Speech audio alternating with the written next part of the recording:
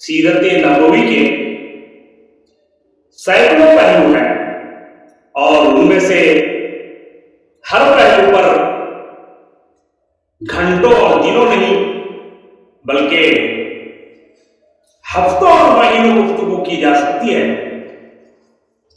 اور آپ پر ایمان رکھنے والے علماء خطبہ کو اللہ کی طرف سے یہ توفیق ملتی رہتی ہے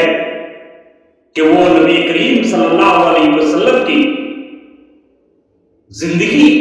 اور آپ کی زندگی کے کسی نہ کسی گوشے پر، کسی نہ کسی پہلو پر اپنی محفلوں میں، اپنی مجلسوں میں گفتگو کرتے رہتے ہیں۔ آج ہم نبی کریم صلی اللہ علیہ وسلم کے بلند اخلاق اور اعلی کردار پر گفتگو کرنے کی سعادت حاصل کر رہے ہیں۔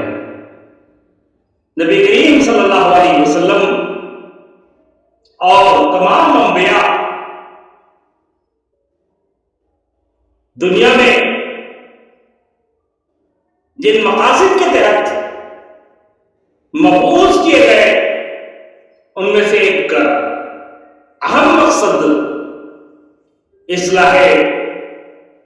اخلاق و آداب تھی۔ خود نبی کریم صلی اللہ علیہ وسلم کی بعثت کا ذکر کرتے ہوئے قرآن کریم نے جن فرائض کا ذکر کیا ہے، نبی کریم صلی اللہ علیہ وسلم کے بعثت کے جن وجوہات کا ذکر کیا ہے ان میں سے ایک وَيُزَكِّيهِمْ ہے، یعنی وہ نبی اپنے ماننے والوں کی اصلاح فرمائے گا، تزکیہ کرے گا، اور تزکیہ میں اندر اخلاق کی اصلاح بھی شامل ہے۔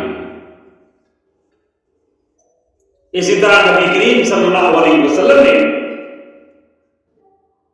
حدیث مبارک میں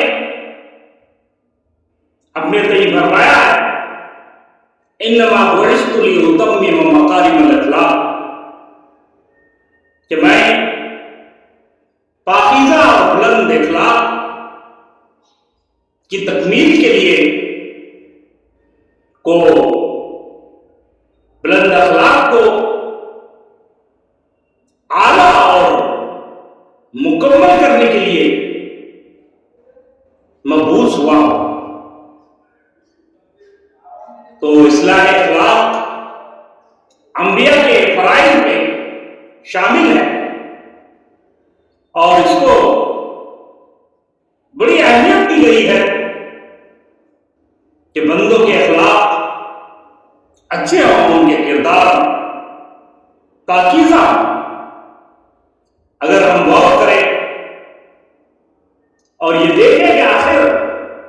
اچھے اخلاق کو اس قدر اہم کیوں قرار دیا گیا ہے، اچھے اخلاق کی اہمیت کی وجہ کیا ہے، تو ہمیں صاف طور پر محسوس ہوتا ہے کہ دراصل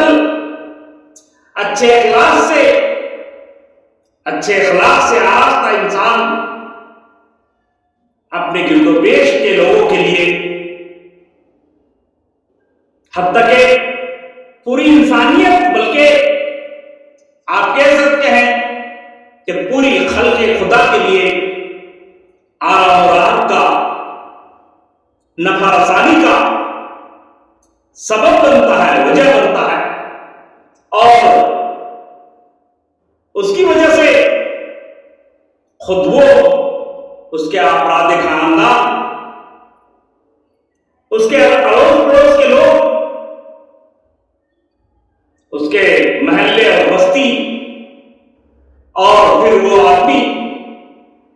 जिस कदर असर और रसूख रखने वाला हो, उसी के एतबार से इस पूरी दुनिया बल्कि पूरी खल्क़े खुदा के लिए वो रहमत का बाइस होता है, आराम और सुकून का बाइस होता है। इसके बरक्स बुरे अखलाक वाले लोग खुद के लिए और सारी दुनिया के लिए तकलीफ, मुसीबत, बेचैनी और बेसुकूनी की वजह बनते। इसी वजह से आला अखलाक को, अच्छे अखलाक को, बुलंद किरदार को शरीयत में इस कदर अहमियत दी गई है। चुनांचे नबी करीम सल्लल्लाहु अलैहि वसल्लम ने एक हदीस में फरमाया, इन्ना मिन खियारिकुम अहसनुकुम इखलाक़ा, कि तुम में सबसे अच्छे वो लोग हैं जिनके अखलाक अच्छे हैं। एक दूसरी हदीस में फरमाया गया, अकमलुल मुमिनीना ईमान अहसनुहुम इखलाक़ा, कि मोमिनीन में सबसे ज्यादा कामिल ईमान वाले लोग वो है जिनके अखलाक सबसे ज्यादा अच्छे हैं। तो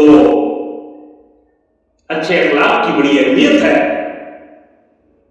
और अंबिया जिनको अल्लाह तबारक व तआला ने इंसानों की इस्लाह के लिए, इंसानों के ज़ाहिर और बातिन को दुरुस्त करने के लिए मबूस फरमाया है, जाहिर है कि उनके अखलाक का आला होना, बुलंद होना, बरतर होना दूसरे लोगों के मुकाबले में लाजमी है, जरूरी है। और अल्लाह तबारक व तआला ने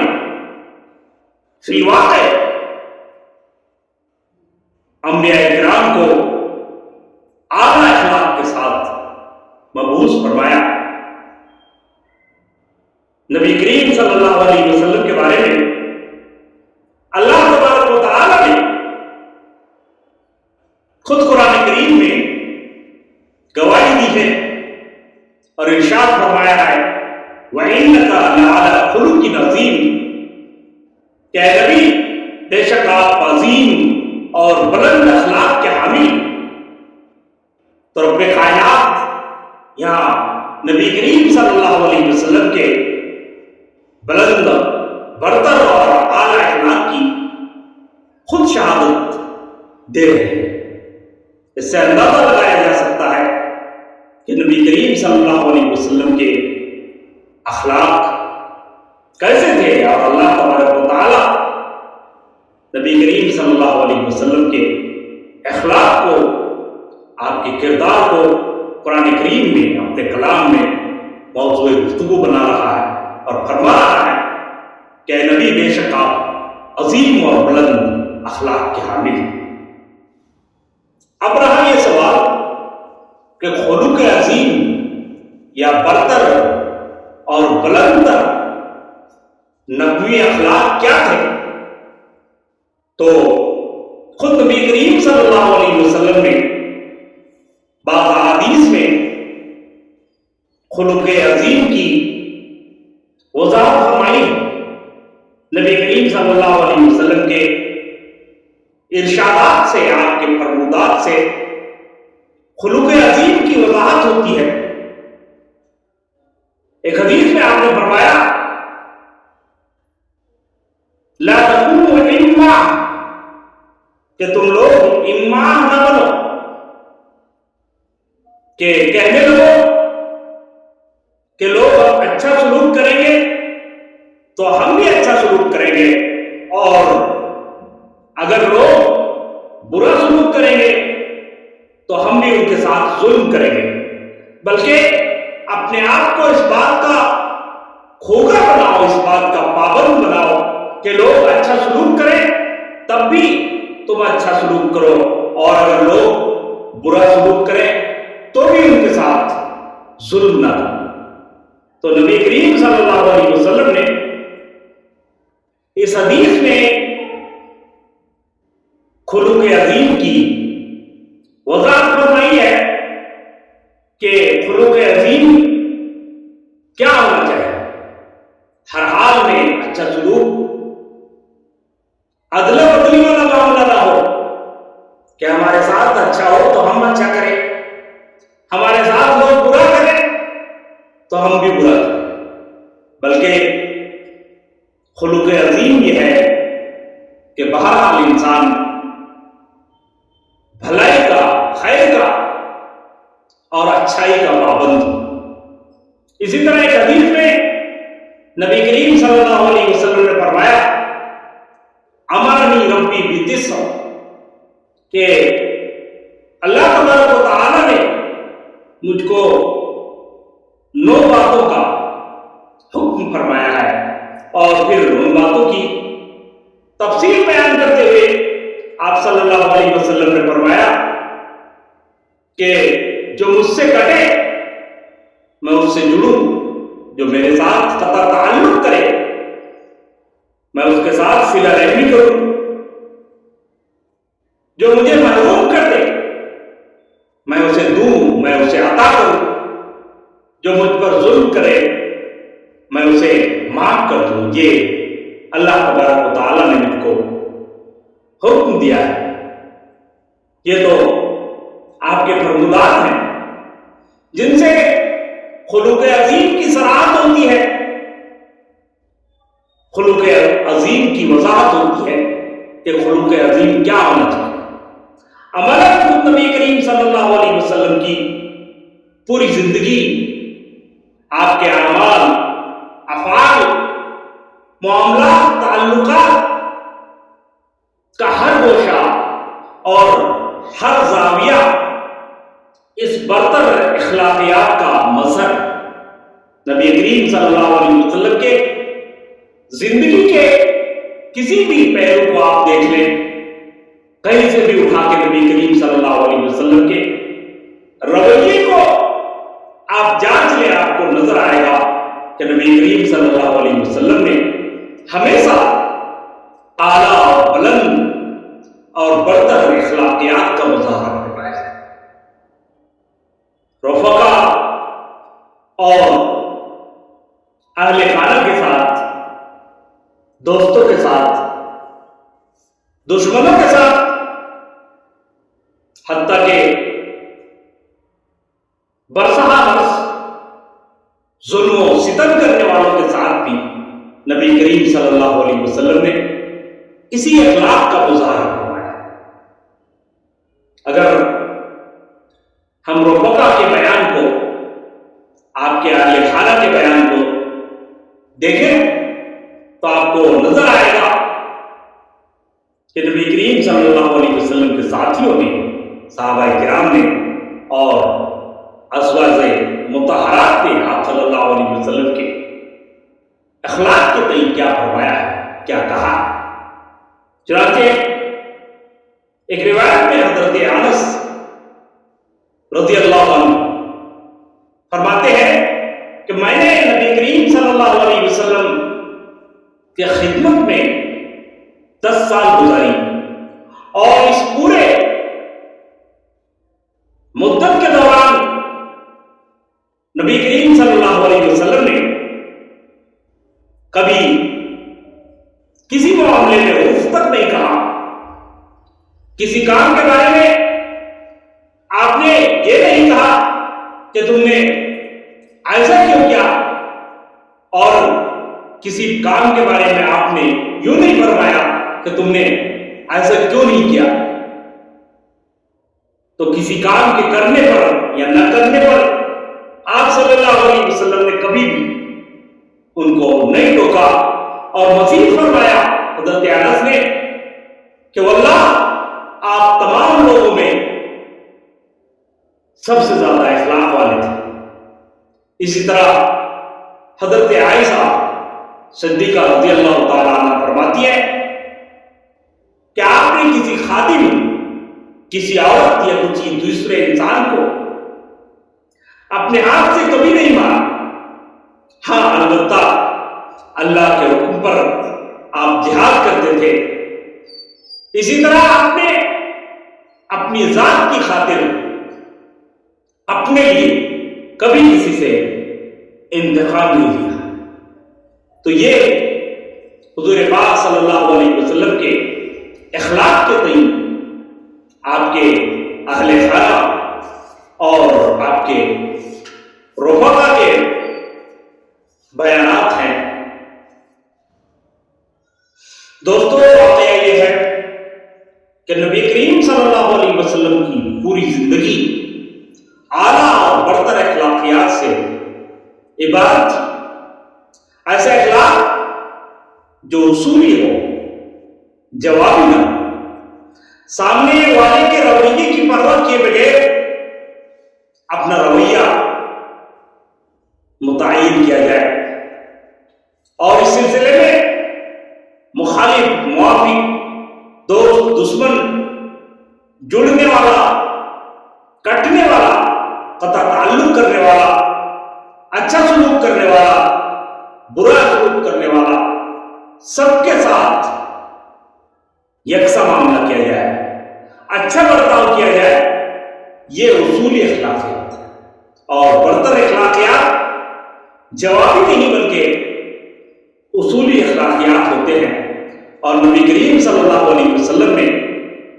جیسا کہ میں نے ابھی عرض کیا، کہ اپنی پوری زندگی میں اسی برتر اخلاقیات کا مظاہرہ فرمایا ہے۔ آئیے ہم کتب سیرت و تاریخ کے چند واقعات سے نبی کریم صلی اللہ علیہ وسلم کے اس برتر اخلاقیات کو جاننے اور سمجھنے کی کوشش کرتے ہیں۔ نبی کریم صلی اللہ علیہ وسلم جب نبی بنائے گئے اس وقت ہی سے نہیں بلکہ پہلے بھی اسی برتر اخلاقیات کے حامل تھے، اور نبوت کے بعد تو آپ نے جو معاملہ کیا لوگوں کے ساتھ، وہ حدیث کی کتابوں میں، تاریخ اور سیرت کی کتابوں میں من و عن محفوظ ہے۔ میں سب سے پہلے ایک خرید و فروخت کے واقعے سے اپنی گفتگو کا آغاز کر رہا ہوں۔ حضرت عبداللہ ابن ابی الحسمہ نبی کریم صلی اللہ علیہ وسلم کے بارے میں نقل فرماتے ہیں کہ حضور پاک صلی اللہ علیہ وسلم کا ایک مرتبہ ان کے ساتھ خرید و فروخت کا کوئی معاملہ ہوا، لین دین کا کوئی معاملہ ہوا، اور ابھی یہ معاملہ پائے تکمیل کو نہیں پہنچا تھا کہ حضرت عبداللہ کو کوئی ضرورت پیش آ گئی، اور وہ نبی کریم صلی اللہ علیہ وسلم کو یہ کہہ کر کہ آپ تھوڑی دیر انتظار کریں، میں ایک کام نمٹا کر آتا ہوں، چلے گئے، اور اپنے کاموں میں مصروف ہو رہے تھے۔ ان کو یاد نہیں رہا کہ انہوں نے نبی کریم صلی اللہ علیہ وسلم سے کوئی معاملہ کیا تھا، اور معاملہ کو بیچ میں چھوڑ کر وہ چلے آئے۔ 3 دن کے بعد ان کو یہ بات یاد آتی ہے، اور وہ پھر دوڑے دوڑے اس مقام پہ پہنچتے ہیں جہاں نبی کریم صلی اللہ علیہ وسلم سے معاملہ ہو رہا تھا۔ تو وہ دیکھتے ہیں کہ حضور پاک صلی اللہ علیہ وسلم اسی مقام پر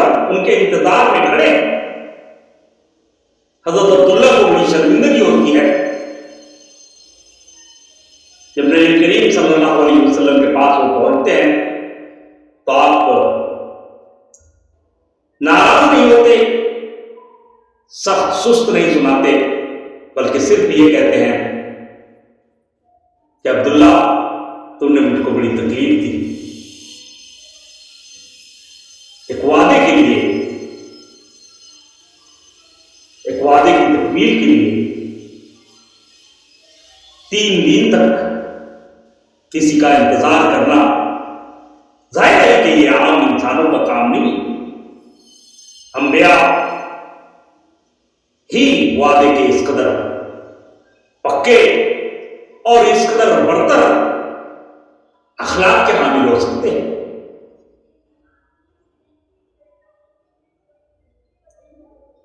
کہا جاتا ہے کہ کوئی انسان اپنے قریبی لوگوں میں ہیرو نہیں ہوتا، اس لیے کہ قریب کے لوگ انسان کی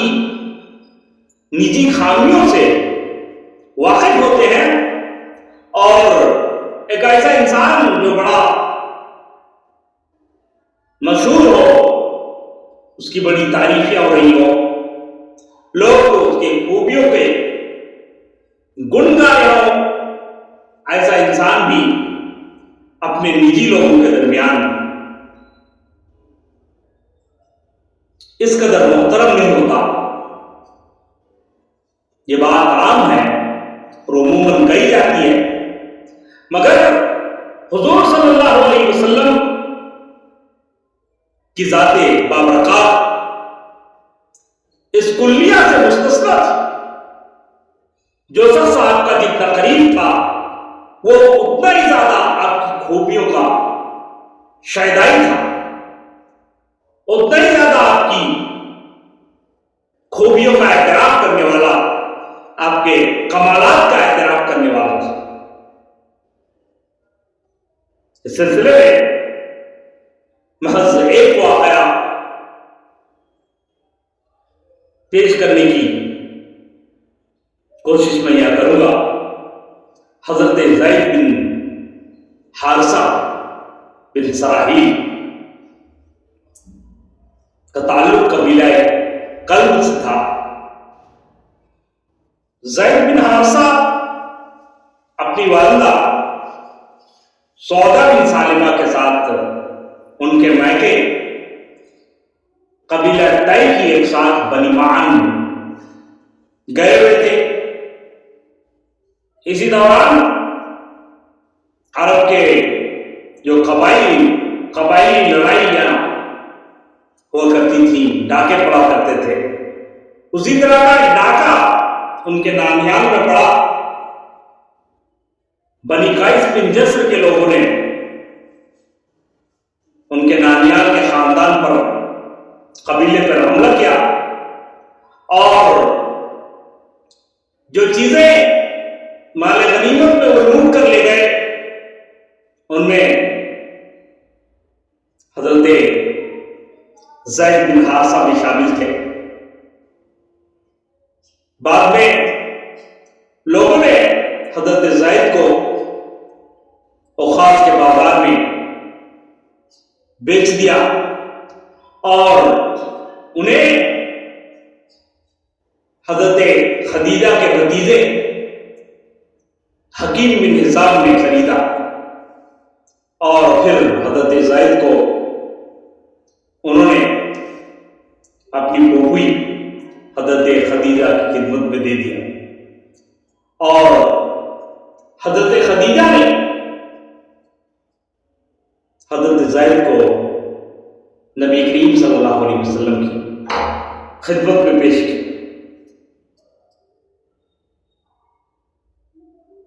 نبی کریم صلی اللہ علیہ وسلم کی خدمت میں حضرت زید تھے، اور آپ کے ساتھ ہی زندگی گزار رہے تھے۔ جب ان کے گھر والوں کو مکے میں حضرت زید کی موجودگی کا پتہ چلا تو وہ آئے اور نبی کریم صلی اللہ علیہ وسلم سے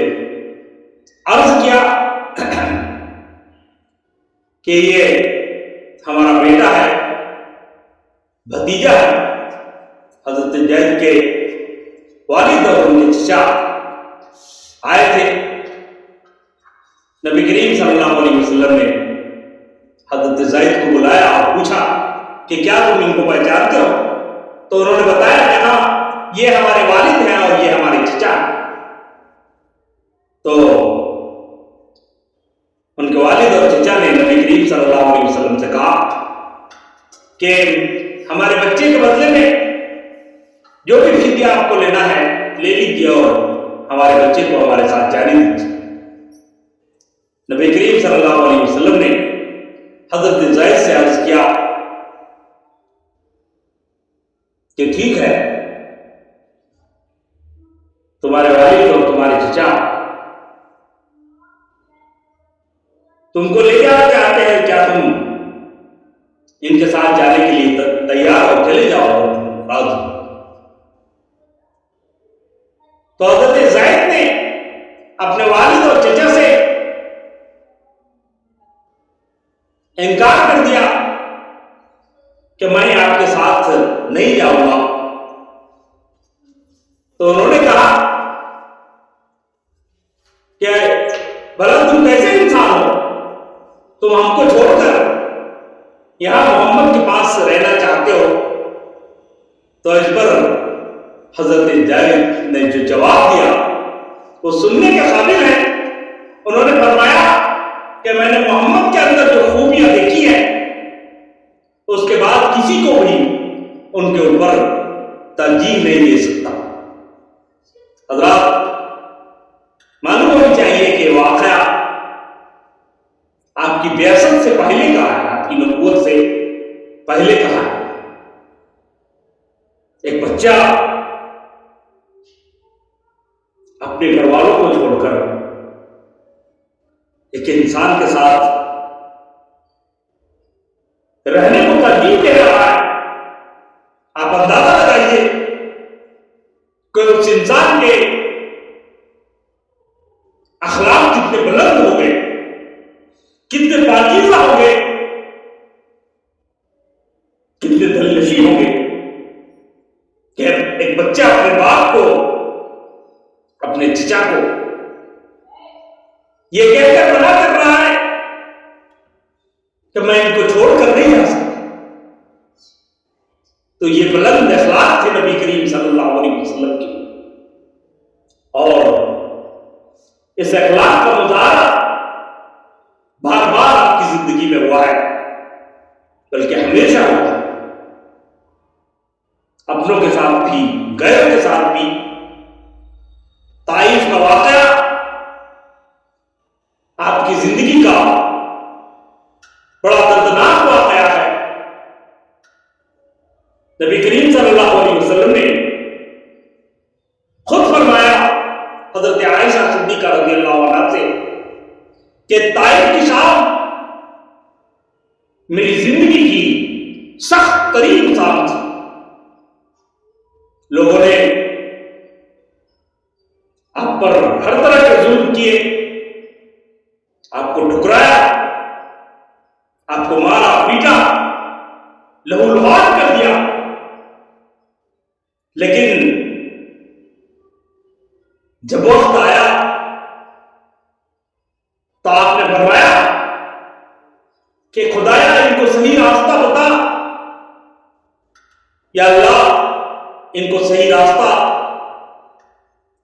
دکھائیے، ان کو ہدایت دیجیے، ان کو ہدایت عطا فرمائیے.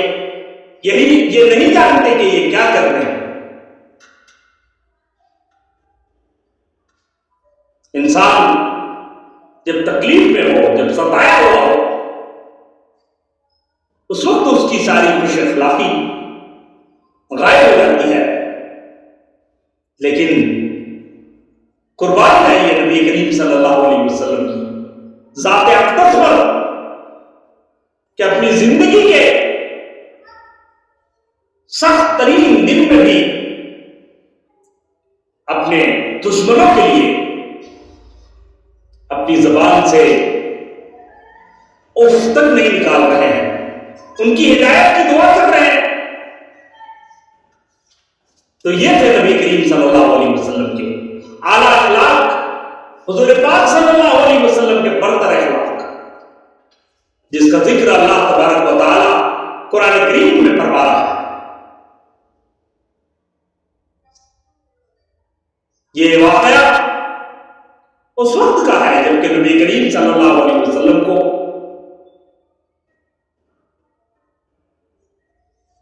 طاقت، برتری اور فتح نصیب نہیں ہوئی تھی. فتح نصیب ہونے کے بعد بھی نبی کریم صلی اللہ علیہ وسلم نے اسی اعلیٰ اخلاق کا مظاہرہ فرمایا جس کو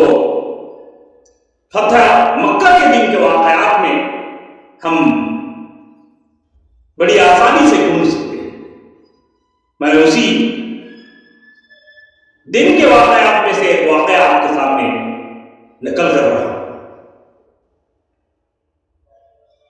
نبی کریم صلی اللہ علیہ وسلم کی زندگی کا ایک واقعہ ہے کہ ایک مرتبہ اس وقت جب کہ آپ نے ہجرت نہیں فرمایا تھا، مکہ کے لوگ آپ کے دشمن تھے اور آپ کے ساتھ، آپ کے ساتھیوں کے ساتھ ظلم و ستم کا سلسلہ جاری تھا. انہی دنوں کا واقعہ ہے کہ ایک مرتبہ نبی کریم صلی اللہ علیہ وسلم خانہ کعبہ میں پہنچتے ہیں کہ تھوڑی دیر اللہ کے حضور سرو سجود ہو، عبادت کریں، نماز پڑھیں. اور اس وقت کے کعبہ کے جو دربان ہوتے ہیں، کلید بردار ہوتے ہیں، عثمان بن طلحہ اس سے درخواست کرتے ہیں کہ میں ذرا نماز پڑھنے کے لیے کعبے کے اندر جانا چاہتا ہوں، دروازہ کھول دو. تو عثمان بن طلحہ منع فرما دیتے ہیں. اس وقت نبی کریم صلی اللہ علیہ وسلم فرماتے ہیں کہ عثمان، ایک وقت آئے گا جب خانہ کعبہ کی چابیاں میرے ہاتھ میں ہوں گی اور مجھ کو یہ اختیار ہوگا کہ میں جس کو چاہوں وہ چابیاں عطا کروں. تو عثمان بن طلحہ بڑے طرز سے کہتے ہیں کہ وہ دن قریش کے لیے، قریش مکہ کے لیے بڑی ذلت والی دن ہوگی. اور پھر وہ دن بھی آتا ہے کہ مکہ فتح ہوتا ہے اور نبی کریم صلی اللہ علیہ وسلم عثمان بن طلحہ کو بلاتے ہیں، ان سے چابیاں لیتے ہیں اور خانہ کعبہ کی تطہیر کے بعد آپ وہاں نماز ادا کرتے ہیں. نماز ادا کرنے کے بعد حضرت علی رضی اللہ عنہ حضور پاک صلی اللہ علیہ وسلم کے پاس آتے ہیں اور فرماتے ہیں کہ اللہ کے رسول، اللہ تبارک و تعالیٰ نے پہلے سے قریش کو، ہمارے خاندان کو، بنو ہاشم کو سقایا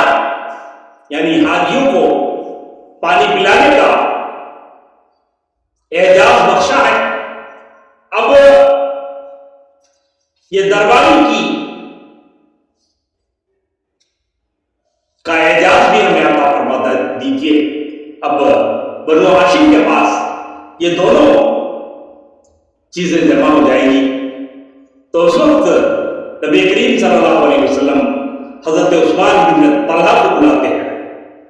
اور کہتے ہیں کہ عثمان، یہ چابیاں ہیں، یہ تم سنبھالو. جس طرح تم پہلے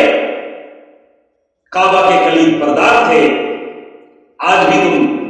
کعبہ کے کلید بردار۔ ذرا تصور کیجئے کہ وہ شخص جس نے آپ کو کعبے کے اندر نماز پڑھنے نہیں دی اور اتنا بڑا طنز کیا کہ اگر وہ دن آیا کہ آپ کے ہاتھ میں کعبے کی چابیاں ہوں اور اختیارات پورے طور پر آپ کے پاس ہوں تو وہ دن قریش مکہ کے لیے رسوائی اور ذلت کا دن ہوگا۔ اسی شخص کو نبی کریم صلی اللہ علیہ وسلم چابیاں عطا کر رہے ہیں، اور صرف چابیاں نہیں عطا کر رہے بلکہ آپ فرما رہے ہیں کہ یہ اب ہمیشہ ہمیشہ کے لیے کعبے کی چابیاں، کعبے کی دربانی کا اعزاز تمہارے خاندان کو حاصل رہے گا، اور جو شخص تم سے یہ اعزاز چھیننا چاہے گا وہ ظالم ہے۔ قربان جائیے نبی کریم صلی اللہ علیہ وسلم کے اخلاق پر، آپ کے برتر اخلاقیات پر۔ یہ وہی اخلاقیات ہے جس کے نتیجے میں لوگوں کے دل آپ کی طرف مائل ہوئے اور لوگوں نے حضور پاک صلی اللہ علیہ وسلم کے اسی بلند اور اعلیٰ اخلاق کی وجہ سے اسلام میں خود کو داخل کرنا پسند فرمایا، پسند کیا، اور لوگ جوک در جوک مسرت با اسلام ہوئے۔ آج صورتحال یہ ہے کہ ہم مسلمانوں کے اخلاق لوگوں کے لیے رکاوٹ کا ذریعہ بن رہے ہیں۔ لوگ اسلام کی کشش کے باوجود ہم کو دیکھ کر، ہم مسلمانوں کو دیکھ کر، ہم اسلام کے ماننے والوں کو دیکھ کر اسلام میں آنے سے کترا رہے ہیں کہ جب مسلمان ایسے ہوتے ہیں، مسلمانوں کے اخلاقیات یہ ہیں، پھر یہ کیسا اسلام؟ خدا اپنے آپ کو اخلاق حسنہ سے متصف کرے، نبی کریم صلی اللہ علیہ وسلم کی جو برتر اخلاقیات، ہماری کوشش ہونی چاہیے کہ اس کی تھوڑی سی خوبو ہمارے اندر بھی ہو۔ دعا ہے کہ اللہ ہمیں صحیح فکر و عمل کی توفیق سے نوازے اور اخلاق نبوی سے خوشا چینی کی توفیق عنایت